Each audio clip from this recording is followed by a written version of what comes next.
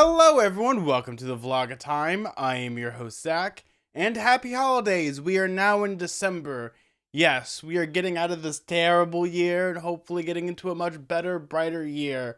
So to take our minds off of it with the last couple of days, why don't we talk about some more Wheel of Time? Now I know there was some news about a trailer. I actually haven't watched it. I know there's something about a sword, which I guess wasn't really a surprise because the sword is Tam slash Rands, and they did this whole big trailer. I still haven't seen it. I'm just don't want to get spoiled by anything until maybe I finish this book or the second book or just finish the whole series at this point. But that was really exciting. I know a lot of people were like blowing up, and I thought that was so cool, and I just want to join that type of excitement. So why don't we continue a little bit of the vlog of time? We'll talk about some more chapters, some of them that I really did enjoy, and now we're really hitting into the adventure. So why don't we go to that?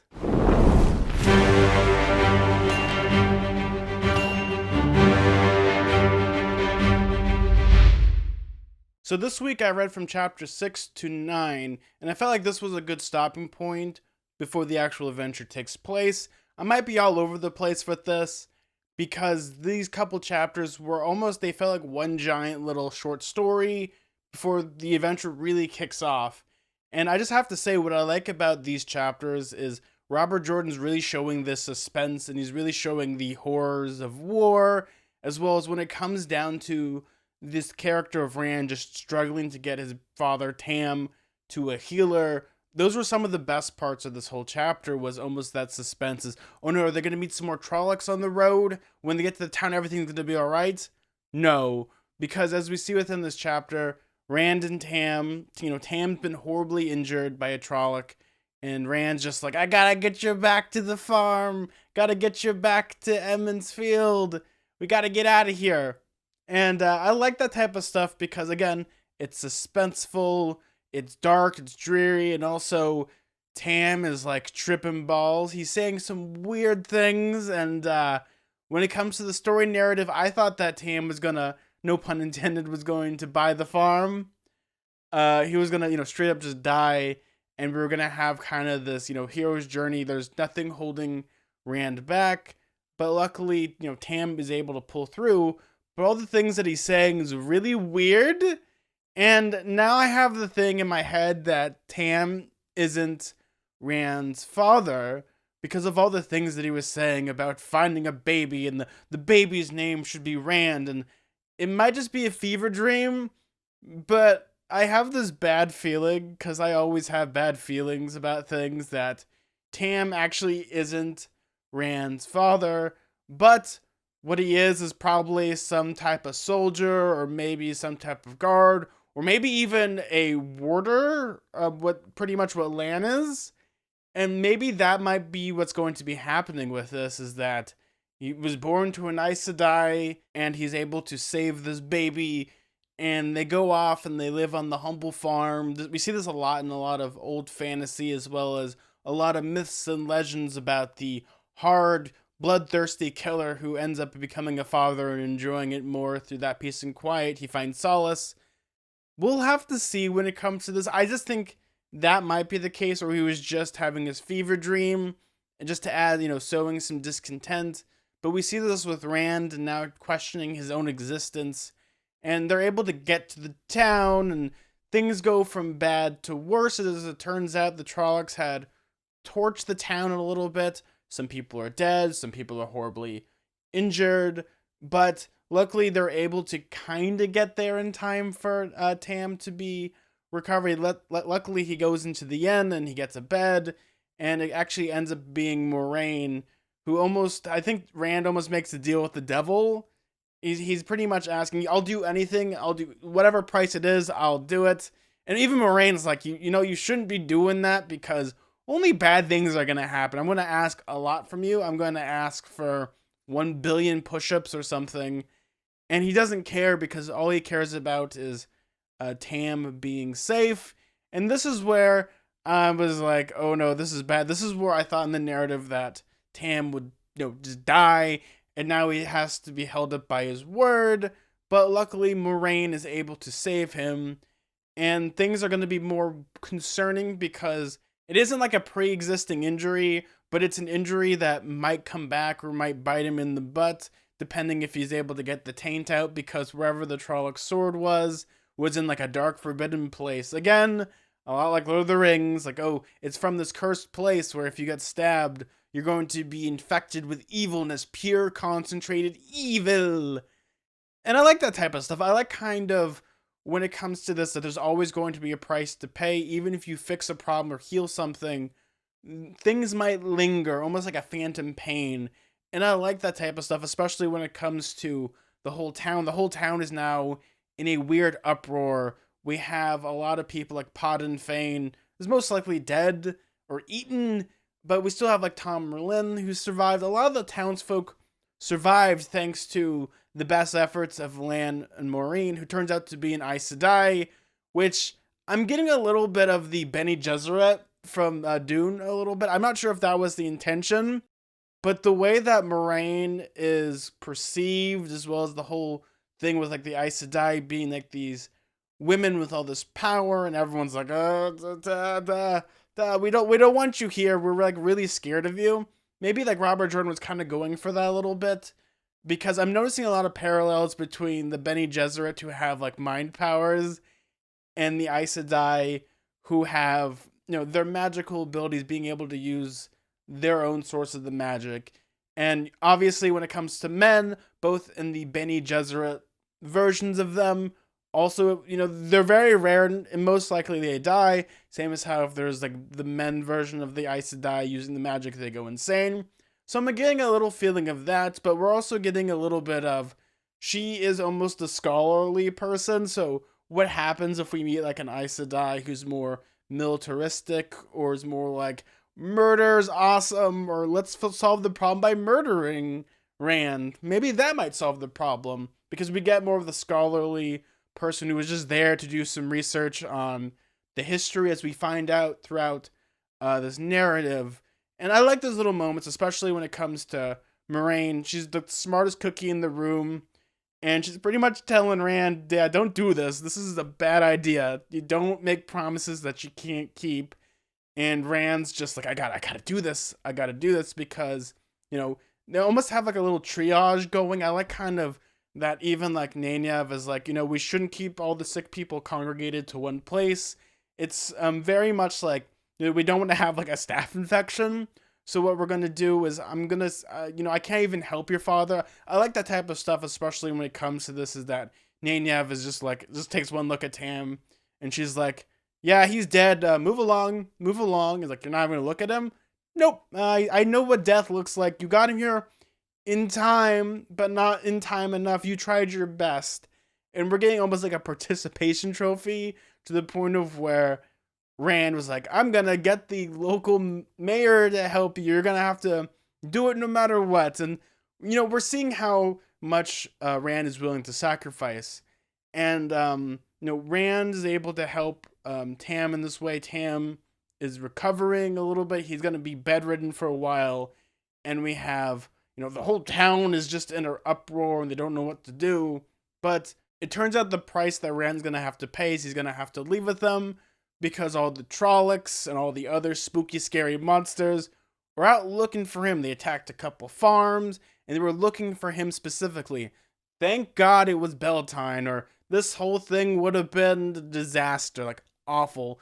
But as we see with, Beltane's pretty much been destroyed. The person holding the fireworks is most likely eaten. Pretty much the Gleeman's like, I want to get out of here. I gotta get out of here. You guys are all crazy. And the whole town is just like, I think we're just gonna stay inside. We're gonna have ourselves some porch parties, and we'll celebrate Beltane in our houses this year, or maybe over Zoom. Yeah, there's that type of like feeling we got a little bit here.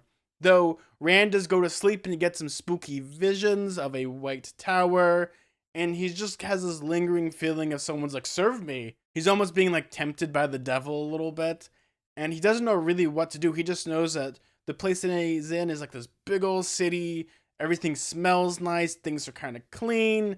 It's this giant white tower. They keep saying white tower. I have a feeling he's just having like a vision of some place he'll eventually go, which It's possible that in his vision that he's actually in Tar-Valon, the place he's supposed to go. Maybe that's a clue. I don't really know when it comes to that, because they keep mentioning like this white tower. It's a big old city, and then Moraine's like, "Yeah, we gotta go here because it's awesome, and all my sisters will be able to help you. They'll get to the bottom of this." I feel like everything's gonna converge to this little place because now we have, the shoe leather. We go from Emond's Field to Tar-Valon, though they have to leave ASAP because, the Trollocs left for a little bit because Moraine's doing super magic and Lan's killing a bunch of stuff. And they'll probably either come back if Rand stays, so he's got to leave.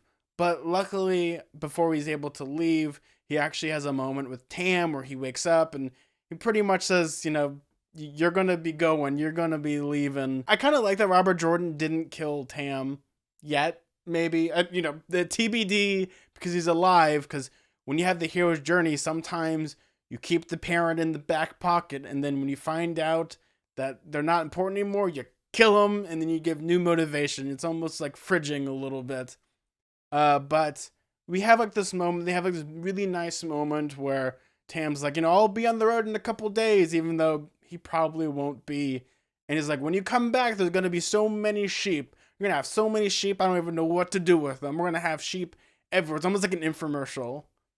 But you see that type of stuff that I really did enjoy is like the interactions. I think Robert Jordan does a really good job with the dialogue between Tam and Rand because they feel like a father and a son a little bit. And you have like that little banter where Tam is like, I know you have to leave. And Rand's like, I don't want to go. Because we see this like, even when it comes to Moraine being like, hey, we gotta leave. And it isn't the thought of that Rand's gonna be leaving, but it's the whole town going to be leaving. Because we're getting, again, more hero's journey stuff. We have the character mindset of, I'm never leaving the place that I'm living. I'm never leaving. So it's the thought of the town rather than the individual. And we're going to be seeing this because he's going to be going on this trek. He's going to be going on this adventure. And most likely, Rand is going to be changed in many ways, especially almost like the Bilbo Baggins doesn't want to go on an adventure, but by the end, he's happy that he goes on it. And when you get to Lord of the Rings, he kind of wants to go on another kind of adventure. Not as deadly as the first one, but he wants to go on some type of quest and just feel the wind, blowing at his back and the road dust pretty much clinging to him like perfume. And that's kind of the stuff that I like. Though, it isn't really a happy ending because there's like a giant mob of people with like pitchforks. I love these types of people.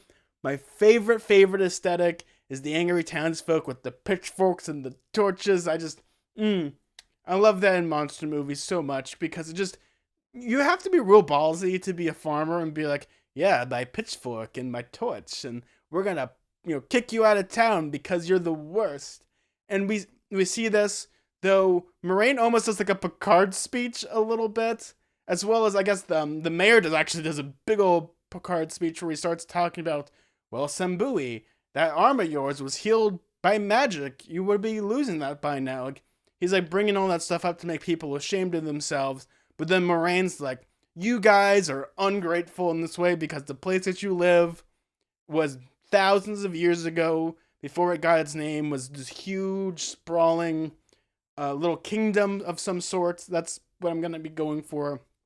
I'll have to do some more history classes, I guess. But basically, they were a thorn in the side of the Dark Lord and the Dark One, and pretty much they stood their ground. Yes, their land and their farms were burned, but they were resilient, and in the end they are able to persevere, but the people in this town don't really.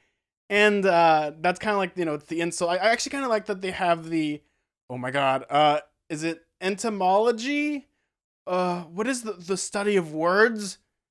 Okay, maybe you might be a dumbass, but I like how they changed the name, like, of the field that they were fighting in was pretty much Emond's Field, but it was named after a guy.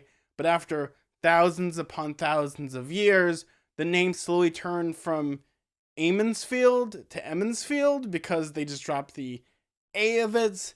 And, obviously, the more you say it after many generations, you don't know what's going on here. You have that change. And I like, again, we're reinforcing that places have names, but after time, names can change.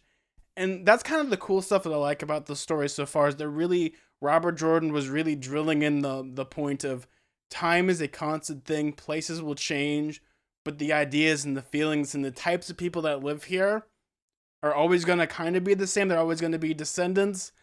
So we will see when it comes to that. Those are the stuff that I really enjoyed about it, especially when, Simbui and all of them are just like, we're gonna run you out of town, and oh, I guess we're not. Hamburgers, and they all like kind of dissipate. There isn't like a violent moment of Rand leaving. It's more of a bittersweet moment. So in the next couple chapters, we're going to be seeing what happens.